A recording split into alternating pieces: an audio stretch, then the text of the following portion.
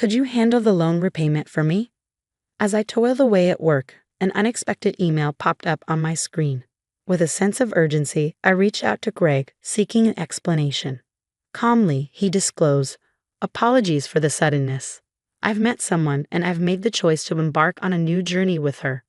Shock washed over me as he revealed his intention to abscond with the luxurious car we'd recently acquired under my name, financed through a loan. Despite my fervent pleas, my husband brushed them aside, abruptly ending the call before vanishing into silence. Ultimately, Greg vanished alongside his mistress, leaving a mountain of debt in his wake. As a mother to our 10-year-old son, I found myself thrust into an unimaginably unjust circumstance. Lost and overwhelmed, I grappled with a mind rendered blank by the enormity of it all. At 35 years old, Hannah, found myself navigating uncharted territory. Greg, my husband, shared the same age, and together with our son Ryan, we were once a family of 3. Since he was young, Ryan had displayed remarkable intelligence, often delving into papers on the computer and seeking my opinion on them. Despite my own bewilderment at the complexity of the topics, I couldn't help but marvel at his intellect. In contrast, Greg struggled to maintain stability, drifting from one job to another without consistency. Meanwhile, I shouldered the weight of our family's financial security, working full-time with a persistent anxiety about our future. Yet, amidst this uncertainty, Greg surprised us by holding the same job for 3 years, finally bringing stability to our income. During this period, Greg expressed a desire to create lasting memories as a family, prompting us to invest in a $35,000 camper van. However, his inability to pass the loan review led to me taking on the financial burden in my name. Then, on the eagerly anticipated day of the van's delivery, I was blindsided by an abrupt email from Greg. His message conveyed his intention to claim the camper van since the loan was in my name, leaving me responsible for the repayments. Bewildered, I immediately reached out to him, desperate for clarity on his sudden decision. As I toiled away at work, an unexpected email notification caught my attention. "What's this about?" I inquired, my heart pounding with apprehension. Greg's voice on the other end was unsettlingly calm as he delivered the shocking news. "I've fallen for someone else and decided to pursue a relationship with her." Stunned, I struggled to comprehend his words. "What do you mean?" I pleaded, my voice trembling with disbelief. His response was callous. "It started as a fling, but it's become serious. I'm starting a new life with her. Goodbye." With those words, he abruptly terminated the call, leaving me reeling in shock. That exchange marked the moment I realized the depth of Greg's betrayal, a devastating blow that left me shattered. Despite our previous disagreements and the looming threat of divorce, I never fathomed he would take such drastic action. I had the divorce papers ready, I recalled bitterly. He promised to file them. Yet, as I searched for them, I discovered they were gone, leaving behind only a lingering sense of betrayal. Returning home from work, I found myself staring at the empty drawer where the divorce papers had once resided, a silent testament to the shattered remnants of our marriage. In their absence, I was left burdened with the weight of a substantial debt from the $35,000 car loan we had taken. Despite my desperate attempts to reach out to Greg through emails and calls, my pleas for closure remained unanswered, leaving me adrift in a sea of unanswered questions. Ryan, ever perceptive, noticed my recent change in demeanor and approached me with concern after dinner. "Mom, what's going on? You haven't been eating much lately. Are you all right?" he inquired, his voice laced with worry. "Oh, I'm just a bit tired, I guess," I replied, attempting to brush off his concerns. "Did you know that when people lie, they tend to look up to the right?" Ryan remarked, his observation catching me off guard. "I've noticed Dad hasn't been home for 3 days. Did something happen between you two?" He pressed further. Taken aback by Ryan's astute questions, I took a deep breath, realizing I could no longer evade the truth. With a heavy heart, I made the decision to confide in him. "Well, you see," I began, preparing to lay bare the painful reality of our situation. "I understand," Ryan responded calmly, surprising me with his composed demeanor. "It's not entirely unexpected given how things have been lately." Despite his outward composure, I couldn't help but feel a pang of sadness for him. I knew that beneath his brave facade, he must be hurting. As I struggled to cope with the weight of our fractured family, I threw myself into work, desperately trying to distract myself from the turmoil within. However, my body betrayed the facade of strength I sought to project, and my health began to deteriorate. Despite my attempts to soldier on, I found myself unable to even stand during a training session at work, eventually collapsing from exhaustion. When I awoke, disoriented and frightened, I found myself in a hospital room, surrounded by concerned faces. The doctor's diagnosis cut through the haze of confusion. I needed further examinations, and I was to remain hospitalized. Feeling utterly defeated, I couldn't help but berate myself for succumbing to what I believed was merely emotional stress. In that moment of vulnerability, Hannah couldn't shake the overwhelming sense of self-reproach and despair. As I lay in the hospital bed, staring at the IV drip snaking into my arm and the sterile expanse of the ceiling above, tears welled up involuntarily. In that vulnerable moment, Ryan burst into the room, his usually composed demeanor shattered by concern. Hastily, I wiped away my tears, trying to summon a reassuring smile as he approached. "What's wrong, Mom? Is it serious? You're going to be okay, right?" Ryan's voice quivered with worry, his young face etched with fear. "Of course, sweetie. I'm not going anywhere," I reassured him, mustering all the strength I could. His relief was palpable as he explained. "The school called me and said you were rushed to the hospital. I was so scared.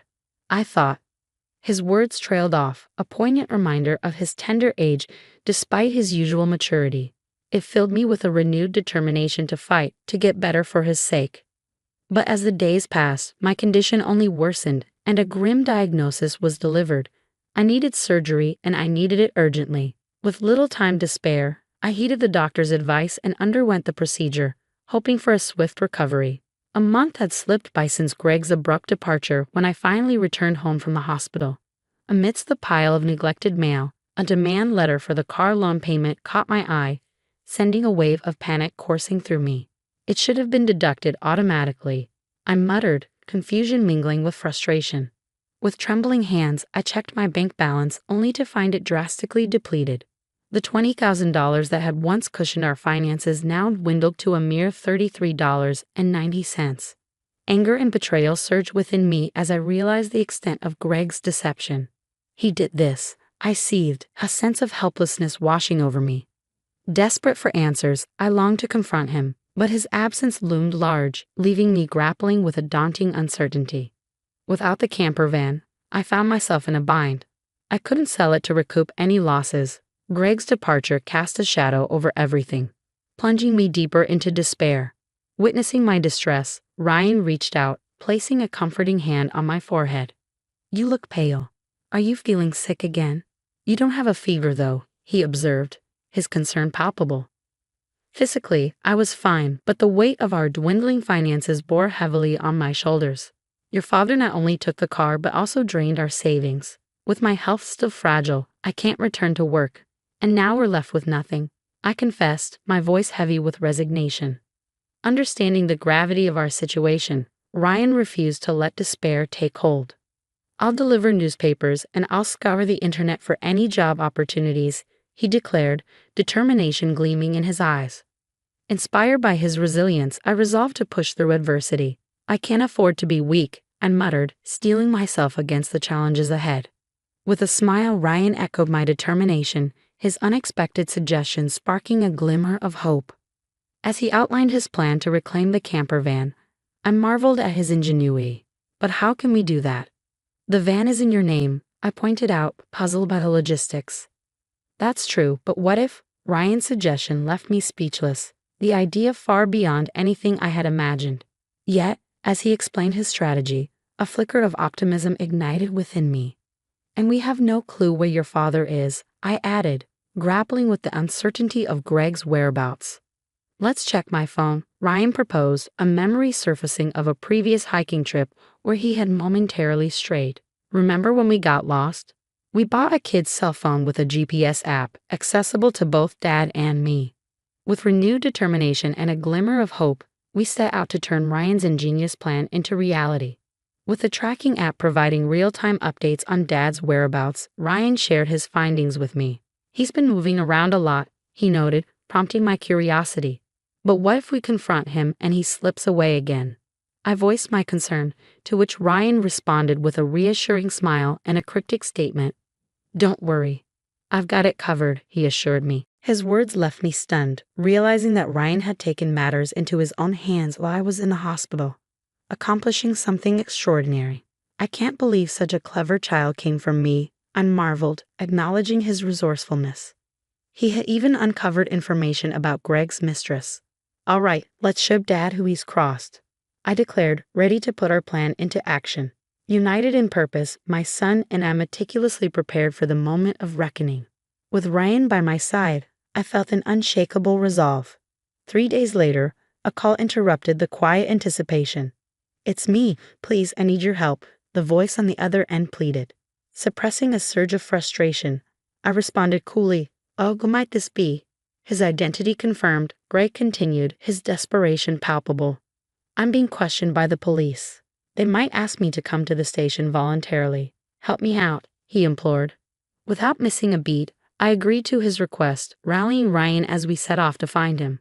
To our surprise, the scene unfolded in a forest park near our home, a place where camping was permitted. Greg stood before his car, flanked by police officers, his expression one of bewilderment as we approached. Feeling a mix of frustration and resignation, I motioned to the police, "Could we have a moment to talk privately as a couple?" With a nod from the officers, I ushered Greg, Ryan, and myself into the car. Greg, visibly uneasy under the scrutiny of onlookers, wasted no time urging us inside. Once seated, I addressed the bewildered pair before me. "I apologize for the interruption. Thank you for your patience. But could someone explain why the police showed up at our doorstep?" I inquired, my tone tinged with incredulity. Greg's response was laced with disbelief. "What? Why would you involve the police?" he protested, his confusion apparent. "It's quite simple, really," I countered, a hint of exasperation creeping into my voice. "My car was reported stolen, the camper van." Greg's attempt to downplay the severity of the situation only added fuel to the fire. "You filed for divorce, remember? We're not married anymore." "Technically, you're driving a stolen vehicle," I pointed out, Ryan's sharp intuition echoing my sentiments. "I didn't steal it. I just borrowed it," Greg argued weakly, his defense falling short in the face of Ryan's astute reasoning. With a calm resolve, Ryan interjected, "Well, regardless, Mom needs her car back. It would be really helpful if you could return it." Greg's protest faltered in the face of our collective determination, his earlier bravado crumbling under the weight of the truth. I extended my hand, silently demanding the keys from Greg, who reluctantly surrendered them. With the transaction completed, Ryan broke the tense silence. "Why did you abandon your family for this woman?" His question caught Greg off guard, leaving him fumbling for words as he awkwardly scratched his head. Seizing the opportunity to assert herself, Greg's mistress interjected with a smug chuckle. "It's because I'm more attractive than your mother. Can't you see it?" she taunted, her arrogance palpable. Infuriated by her audacity, I couldn't hold back. "Don't mock me. You've destroyed my life." I seethed, the bitterness of betrayal coursing through my veins. As Greg and Mandy engaged in a heated exchange, the air thick with tension, no one intervened, allowing them to confront their actions head-on. Meanwhile, we reached out to the police once more, providing an update on the unfolding situation. As darkness descended, the forest park became illuminated by the flashing red lights of police cars. In a moment of desperation, Greg pleaded for leniency. "I was wrong. I'll do better. Please just don't arrest me," he implored, his voice tinged with remorse. "People like you don't change overnight, especially those who are lazy," I asserted firmly, echoing Ryan's sentiment. "I can't trust you anymore. You need to face the consequences of your actions at the police station. If I end up in trouble because of this, I won't be able to repay the debts. Are you okay with that?" I challenged Greg, my voice tinged with frustration. "I have no problem with that. You can repay me after you've made amends for your wrongdoing. Take your time. I've already lined up a job for you," Greg replied nonchalantly. "Fine, let's tally it up. There's Ryan's child support and the $20,000 you stole from me. I'm not sure of the exact amount, but you'll work to repay it all," I declared, determined to hold him accountable. Turning to Mandy, Greg's mistress, I delivered a stern warning. "You may think you're just a bystander, but don't forget, you're an accomplice to Greg's theft. Be prepared to face the consequences, I cautioned, my voice unwavering. Upon learning that she might be held responsible if Greg failed to return the stolen money, Mandy recoiled in fear. Desperate, she turned to her parents for assistance, only to be met with rejection. We disown any daughter who causes trouble for others, they declared, severing ties with her without hesitation. With Greg and Mandy escorted away in a police car, Ryan's clever strategy delivered the justice we sought against them. Though they were soon released from custody, they faced a substantial financial penalty. Through legal channels, I pursued $20,000 in damages from Greg. Additionally, I secured an agreement for him to pay $500 monthly in child support for Ryan.